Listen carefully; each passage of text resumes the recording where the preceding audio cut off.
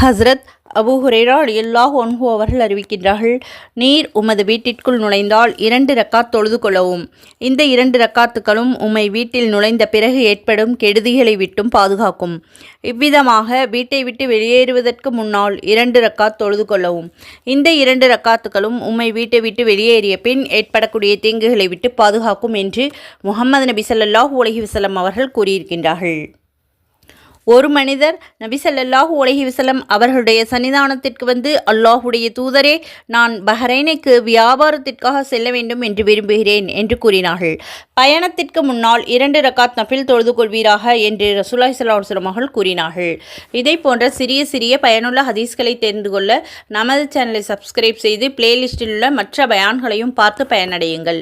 Like செய்து comment செய்யுங்கள், share செய்யுங்கள். ஜஸாக்கல்லாஹு ஹைரன் கசீரா. அஸ்ஸலாமு அலைக்கும் வரஹ்மத்துல்லாஹி வபரகாத்துஹு.